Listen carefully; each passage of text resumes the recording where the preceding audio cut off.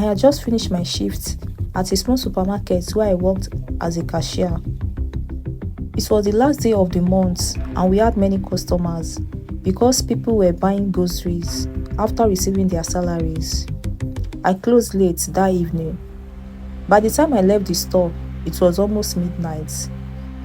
The streets looked completely different from how they looked during the day. Most shops had already closed. The bright lights from the neighborhood restaurants were gone, and only a few security lights remained. Cars passed once in a while, but not often like usual. I adjusted my backpack and walked toward the main road, where buses usually stopped. I wasn't worried at first. I had waited for buses late before, and it wasn't something new to me. Then after 10 minutes, I realized something was wrong. Not a single bus had passed. I checked my phone. The battery was only 9%. I wanted to call my older brother. I knew if my battery died before he answered, I would have no way to contact anyone. So I decided to wait a little longer. The night became quiet. There were only 3 other people at the bus stop. An elderly man who looked half asleep, a young woman carrying a shopping bag, and a man wearing a black hoodie who kept looking around instead of looking at the road. Something about him was strange. Every few seconds, he looked at someone passing by before checking his phone again. I tried not to stare. Instead, I focused on the road, hoping headlights would appear in the distance. 15 minutes later, nothing. The elderly man finally stood up and walked away without saying a word. A few minutes later, the young woman also left after someone picked her up on a motorcycle. Within seconds, I was alone. Or at least, I thought I was. The man in the black hoodie hasn't left. He wasn't using his phone anymore. He was looking directly at me. I quickly faced the road again and pretended not to notice. My heart started beating fast. Maybe I was overthinking. Something didn't feel right. Then suddenly, a white Toyota Corolla slowly approached the bus stop. The driver lowered the passenger window. "Are you heading towards Ikeja?" I hesitated. "Yes, I'm going that way." I looked inside the car. He appeared to be in his early 40s. He wore office clothes with a company ID card hanging around his neck. The back seat looked empty. He didn't smile too much. He didn't try to convince me. He simply waited. I thanked him, but didn't answer immediately. Before I could decide, I noticed the man in the black hoodie taking a few slow steps toward me. That was the moment fear took over me. Without thinking any further, I opened the passenger door and entered the car. After entering the car, the man switched on the radio, but the volume was so low that I could barely hear it. For the first few minutes, we drove in complete silence. The empty roads allowed him to move quickly. Then he asked me a question. "Does anyone know you are in with me?" I turned to look at him. He kept his eyes on the road. I forced a smile. I told him, "My family knows I'm on my way home." He nodded once. Good. That single word made me uneasy again. I checked my phone. My battery was 6%. I slipped it back into my pocket without saying anything. 15 minutes later, something caught my attention. We passed a filling station that I recognized. A few minutes after that, I expected him to turn left. He didn't. Instead, he continued driving straight. I frowned. Sir, are we not supposed to turn back there?" He didn't answer immediately. He kept driving. Then he finally spoke. "There is another road." I had never heard of another road. I had traveled that route for almost 2 years. Every evening, every weekend, there was no other road. I quietly looked outside again. The shops were gone. The houses became fewer. I slowly reached into my pockets and held my phone quietly. I wanted to call someone, but before I could unlock the screen, the driver pressed the lock button. All four doors clicked at the same time. He looked at me for the first time since I entered the car. Then he smiled. "Don't worry, we are almost there." For a few seconds, I couldn't say a word. I stared at the driver's face, trying to understand why he had locked the doors. Maybe it happened automatically. I don't want to panic too soon. I forced myself to speak calmly. "Sir, why did the doors lock?" Then he said quietly, "The road are not safe at this time. I always lock my doors." It sounded like a reasonable explanation, but something still felt wrong. The road had become almost empty. No buses, no motorcycles, no pedestrian, nothing. I looked through the window. The few buildings I could see were either abandoned or completely dark. Then my phone vibrated. I quickly looked down. It wasn't a call. The battery warning appeared 4% remaining. I lowered the brightness immediately. The driver noticed. "You should save your battery," he said. I looked at him. "Yes, you might need it." His words sent a chill through my body. After about 5 minutes later, the driver slowed down. Another car was parked beside the road. A young man stood beside it, waving for help. The driver looked at him but didn't stop. The young man shouted something as he drove past. I turned around to look through the back window. He was still standing there. "Why didn't you stop?" I asked him. Then he told me, "You never stop for strangers at night." I almost laughed. The irony was unbelievable. He noticed the impression on my face. "I know what you are thinking," he said. "But not everyone who asks for help really needs help." I didn't reply. A few minutes later, my phone lost network completely. No internet, no bars. I opened my map anyway. It couldn't load my location. I suddenly realized something. I had no idea where we were.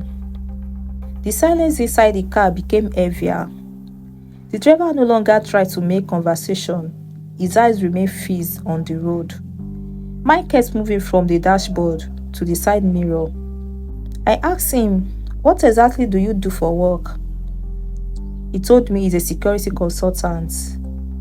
So that explained the company ID around his neck, or at least it seemed to. He continued driving. "My job teaches me to notice people." I stayed quiet. "So tell me," I asked him, "what? Where were you watching the man at the bus stop?" I blinked. "I wasn't." He told me I was. About 10 minutes later, I saw lights ahead. I saw a small roadside restaurant. Several trucks were parked outside. People were eating while others were laughing. I felt relieved. The driver slowed down. For a moment, I thought he was stopping. Instead, he drove straight past it. My heart dropped. "Sir, can you stop there for a minute? I need to use the restroom." "No." His answer came too quickly. "I will stop somewhere else." I asked him when. He said soon. I quickly slipped my phone from my pocket again. Battery was now 2%. My hands were shaking. I opened my message app and typed only forward to my brother. "Help. Wrong road. Hurry." I pressed send.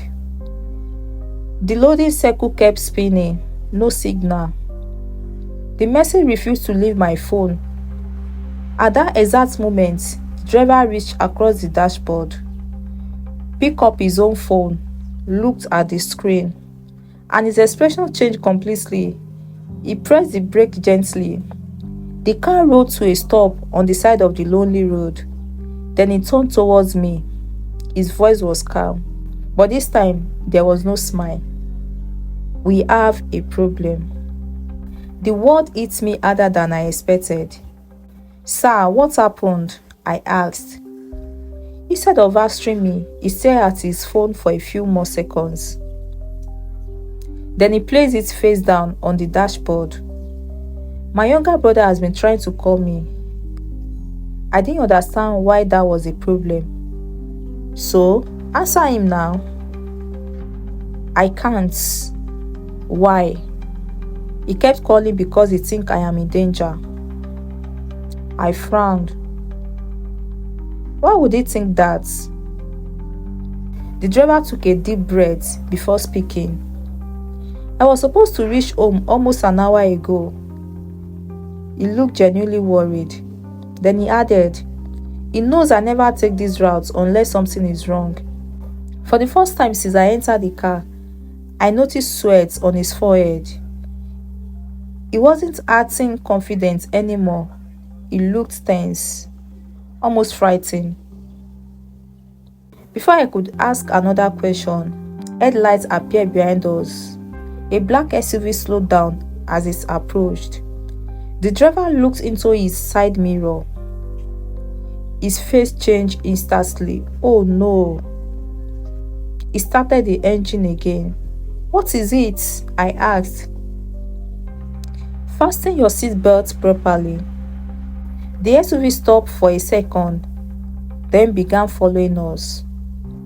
The driver's hands tightened around the steering wheel. He checked the mirrors every few seconds. The black SUV stayed behind us, not too close. Just close enough to remind us it was there. I turned around.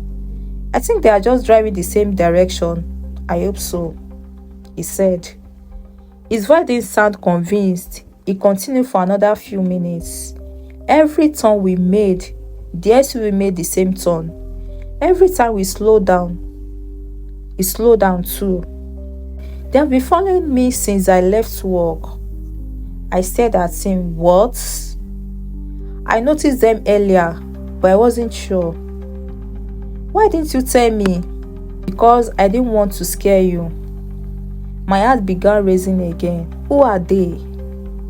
I honestly don't know. His answer made everything worse. Without warning, the SUV accelerated. It pulled beside us. The windows were too dark to see inside. The driver kept his eyes on the road. Don't look at them. Of course, I looked. The passenger window of the SUV lowered halfway. A man wearing a cap leaned out. He pointed toward our car. Not a weapon, just his hand. He was shouting something. I couldn't hear the word. The SUV suddenly moved in front of us and slowed down. Our driver pressed the brakes. Both vehicles came to a stop. The road was completely empty. No houses, no shops, no other cars. The doors of the SUV opened. 3 men stepped out. None of them looked like police officers. One of them began walking towards us. The driver quickly unlocked the glove compartments. I expected him to pull out a weapon. Instead, he removed a thick brown envelope. He placed it on my lap. Then he told me to listen carefully. If anything happens to me, take this envelope and run. I looked down at it. It was sealed. Heavy, something solid was inside. The man from the SUV reached my window. He knocked twice, calmly, not aggressively. The driver lowered his own window, just a little. What do you want? He asked. The man smiled. We only want to talk. I'm not interested, he said. You have made this harder than it needs to be. The man looked directly at me. His smile disappeared. You don't belong here. I gripped the envelope tighter. The driver slowly shifted the car into gear. The man noticed. His expression changed immediately. He stepped back and shouted, "Stop him!" The other 2 men ran toward the front of the car. The driver started up the car and starts running. The SUV car starts running after us. The SUV was getting closer. The SUV followed without slowing down. I could barely breathe. What is inside the envelope? I asked the driver. The driver kept his eyes on the road. Evidence. I asked him, evidence of what?